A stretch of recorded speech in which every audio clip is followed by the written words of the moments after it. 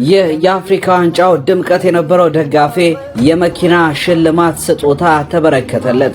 ይህ በስፖርት ሜዳ እንደ ሐውልት ቀጥ ብሎ መቆም ተራ ምልክት አልያም ቀልድ አልነበረም። ሀገርን ከባርነት ቀንበር ነፃ ላወጣ ለሚወዳት ሀገሩ የተሰዋን ሉሙምባ የተሰኘ ጀግናን ለማሰብና ለመዘከር የተከናወነ ስኬታማ ተግባር ነበር።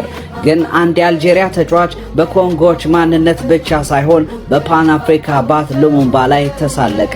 እግር ኳስ ጊዜን ጠብቆ ምላሽ ይሰጣልና ናይጄሪያውያን በተራቸው ለአልጄሪያው ተጫዋች በቀናት ልዩነት የበቀል ምላሽን ሰጥቷል። ባሳለፍነው ማክሰኞ አልጄሪያ ኮንጎን በመጣል ሩብ ፍጻሜውን በተቀላቀለችበት ጨዋታ የውድድሩ ድምቀት የነበረውን ዳግማዊ ሉሙምባ ምቦላንዲንጋ ላይ ተሳለቀች። በሙሉ ስሙ ሚሼል ኩካ ምቦላንዲንጋ ሉሙምባ በመባል የሚጠራው ደጋፊ ሀገሩ በምትጫወትበት ወቅት ያለምንም እንቅስቃሴ በመደገፍ ትኩረትን ስቦ ነበር።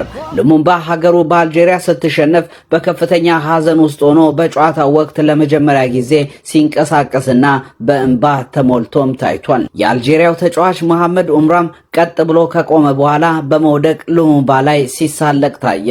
የመሐመድ ኡምራን ድርጊት በርካቶች ለነጻነትና ለሰላም በቆመ ሰው ላይ ማሾፍ ነው ሲሉ ድርጊቱን ክብረ ነክ ሲሉ አውግዘውት ነበር። ታዲያ አልጄሪያም ሆነች አሙራ ይቅርታ ቢጠይቁም ጥርስ ተነክሶባቸው ቆየ። በስተመጨረሻም ቅዳሜ ማታ ናይጄሪያ አልጄሪያን ከሙሉ ጨዋታ ብልጫ ጋር 2-0 በሆነ ውጤት ስታሸንፍ ሁለተኛውን ግብ ያስቆጠረው አኮር አዳምስ ልክ እንደ ኮንጎ ደጋፊ ኩካ ምቦላንዲንጋ ደስታውን ገለጸ። በማህበራዊ ትስስር ገጾች ብዙ አፍሪካውያን በአልጄሪያ መውደቅ እየተደሰቱ ይገኛሉ። ናይጄሪያ በጠቅላላ ለጥቁሮች የተበቀለችበት ጨዋታ ሆኖም አለፈ። ደጋፊው ኩካ ደግሞ በአፍሪካ ዋንጫው ላሳየው ሀገራዊና ታሪካዊ ድጋፍ የሀገሪቱ ፕሬዝዳንት ዕውቅና በመስጠት ሽልማት እንዳበረከቱለት ተዘግቧል።